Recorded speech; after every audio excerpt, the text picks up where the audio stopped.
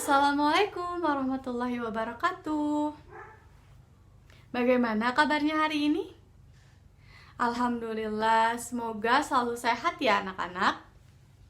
Nah, ada yang masih ingat kemarin kita sudah belajar apa ya? Betul, kemarin kita sudah belajar mengenai usaha ekonomi yang dikelola oleh perorangan. Nah, hari ini kita akan melanjutkan dari yang kemarin. Kita akan belajar tema 8, subtema 2, pembelajaran 4, yaitu mengenai usaha ekonomi yang dikelola oleh kelompok. Nah, tujuan pembelajaran hari ini, Ibu harap kalian bisa mengidentifikasi usaha ekonomi yang dikelola oleh kelompok dan membuat bagannya. Nah, anak-anak, sudah siap untuk belajar hari ini? Baik, jika sudah siap, sebelum kita mulai belajar, alangkah baiknya kita berdoa terlebih dahulu ya. Berdoa dimulai. Amin. Semoga pembelajaran hari ini bisa berjalan dengan lancar ya. Nah, ada yang tahu bagaimana usaha ekonomi yang dikelola kelompok itu? Yang sudah tahu hebat sekali. Nah, usaha ekonomi yang dikelola kelompok itu artinya usaha ekonomi dikelola secara bersama, baik dari modal, pengelolaan, maupun keuntungannya. Nah, usaha ekonomi yang dikelola kelompok ini ada beberapa macam. Yang pertama ada badan usaha milik negara, BUMN. Yang kedua ada badan usaha milik swasta. Dan yang ketiga ada koperasi. Nah, mari kita cari tahu lebih lanjut. Nah, yang pertama kita akan membahas mengenai badan usaha milik negara. Badan usaha milik negara atau perusahaan negara yaitu sebuah perusahaan yang sebagian atau seluruh modalnya dimiliki negara. BUMN dapat beberapa bentuk, yaitu yang pertama ada perusahaan umum, Perum, dan yang kedua ada perseroan terbatas, Persero. Nah, BUMN ini bergerak di bidang yang strategis atau vital, misalnya energi listrik dan telekomunikasi. Mari kita simak video berikut ini mengenai apa saja yang ada di BUMN. Kalau kalian suka naik kereta, baca berita, doyan ngisi bensin, suka beli belanjaan, hobi naik pesawat, pernah ngirim uang, tebak itu kerjaan siapa? Yep, bahkan sampai senjata produksi sendiri, pusat perbelanjaan, satelit di atas sana biar kita bisa keluar dengan lancar, bahan pembuat HP kita, sampai energi listrik yang kalian suka pakai buat nonton video-video dangdut di YouTube. Ya, ibarat kayak udara emang gak kelihatan, tapi sebenarnya dia ada di mana-mana, membantu kehidupan kita. Dan kemungkinan besar kalian juga ngerasain dampaknya tiap hari.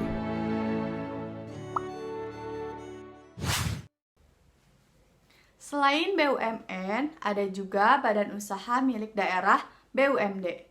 Nah, BUMD ini sebagian atau seluruh modalnya dimiliki oleh pemerintah daerah. Lalu apa ya tujuannya ada BUMD?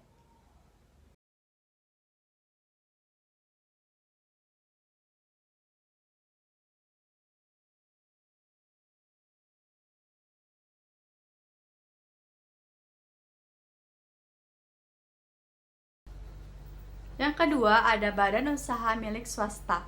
Badan usaha milik swasta atau BUMS adalah perusahaan yang seluruh sahamnya dimiliki oleh swasta. BUMS terdapat beberapa macam. Yang pertama ada firma, yang kedua ada persekutuan komanditer, dan yang ketiga ada perseroan terbatas PT. Nah, kita akan bahas yang pertama ada firma. Firma yaitu usaha ekonomi bersama yang didirikan dengan minimal 2 sekutu. Nah, pendiri firma biasanya saling kenal satu sama lain. Setiap anggota firma memiliki hak untuk bertindak atas nama firma. Dan setiap anggota firma itu bertanggung jawab atas resiko kerugiannya. Nah, firma ini biasanya bergerak di bidang konsultasi hukum dan di bidang keuangan. Nah, yang kedua yaitu persekutuan komanditer. persekutuan komanditer, CV, ini didirikan sekurangnya 2 orang yang menyetorkan modal. CV ini terdapat 2 jenis sekutu, yaitu yang pertama sekutu aktif dan sekutu pasif. Sekutu aktif ini adalah orang yang menyetorkan modal dan pengelola CV. Dan yang kedua ada sekutu pasif, yaitu yang hanya menyetorkan modalnya saja tanpa ikut dalam pengelolaan CV tersebut. Yang ketiga, perseroan terbatas. Perseroan terbatas (PT) adalah usaha bersama yang modalnya berupa sekumpulan saham. Pemilik saham akan memiliki keuntungan berupa dividen. Yang ketiga dari usaha ekonomi yang dikelola oleh kelompok adalah koperasi. Di sini ada yang sudah tahu apa itu koperasi? Wah, hebat yang sudah tahu. Nah, untuk yang belum tahu dan yang sudah tahu bisa menjadi semakin tahu, kita simak video berikut ini ya.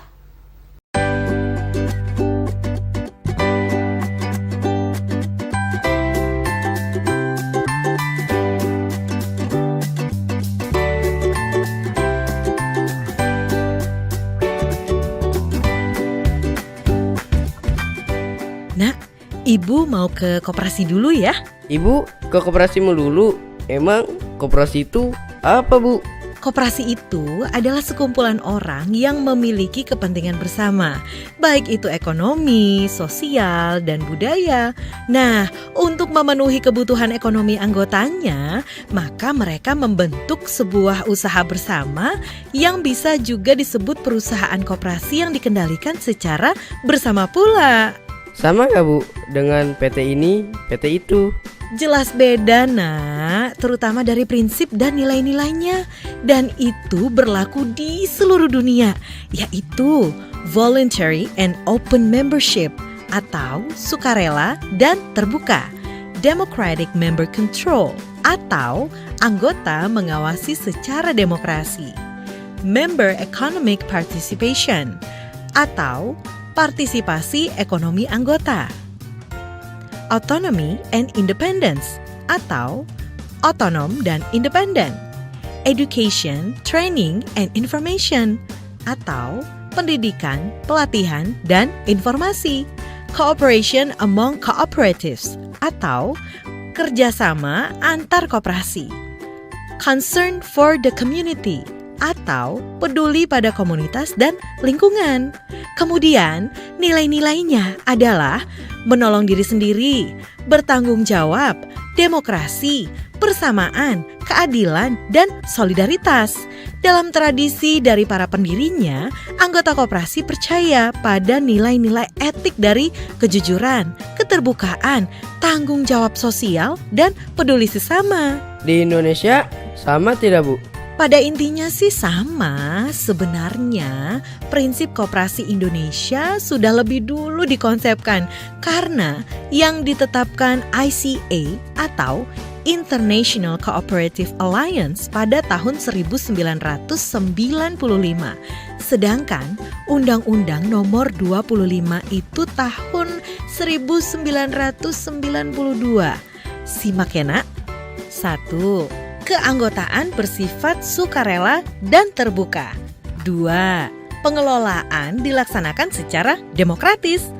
3. Pembagian sisa hasil usaha dilakukan secara adil dan merata sebanding dengan besarnya jasa usaha masing-masing anggota. 4. Pemberian balas jasa yang terbatas terhadap modal. 5. Kemandirian. Dalam mengembangkan koperasi, maka koperasi melaksanakan pula prinsip koperasi sebagai berikut. 6. Pendidikan perkoperasian. 7. Kerjasama antar koperasi. Hampir sama kan? Tapi karena koperasi itu punya jati diri, jadi koperasi punya karakteristik tersendiri. Ini dia. Pemilik adalah anggota sekaligus juga pelanggan. Kekuasaan tertinggi berada pada rapat anggota. Satu anggota adalah satu suara. Organisasi diurus secara demokratis. Tujuan yang ingin dicapai mensejahterakan anggota. atau member promotion. Keuntungan dibagi berdasarkan besarnya jasa masing-masing anggota kepada koperasi. Koperasi merupakan sekumpulan orang atau badan hukum yang berusaha mensejahterakan anggota dan masyarakat. Koperasi merupakan alat perjuangan ekonomi. Koperasi merupakan sistem ekonomi. Unit usaha diadakan dengan orientasi melayani anggota. Tata laksana bersifat terbuka bagi seluruh anggota. Terus, koperasi itu apa cuma untuk simpan pinjam aja, Bu? Di Indonesia dibedakan menjadi 5 jenis, yaitu konsumen, produsen, pemasaran, jasa, dan simpan pinjam. Tapi secara umum bisa bergerak dalam bidang apapun. Wah, klub sepak bola aku bisa dong, Bu. Ya bisa dong. Ibu mau ke koperasi dulu ya, Nak? Nanti kita teruskan lagi ceritanya. Yah, Ibu. Janji ya, nanti diteruskan. Koperasi pertama kali dikembangkan oleh Muhammad Hatta. Nah, oleh sebab itu Muhammad Hatta disebut sebagai Bapak Koperasi Indonesia. Anak-anak, dari video tersebut ada berapa jenis koperasi ya? Ya betul sekali, ada 5. Yang pertama itu ada koperasi konsumsi, yang kedua ada koperasi simpan pinjam, yang ketiga ada koperasi produksi, yang keempat ada koperasi jasa, dan yang kelima ada koperasi serba usaha.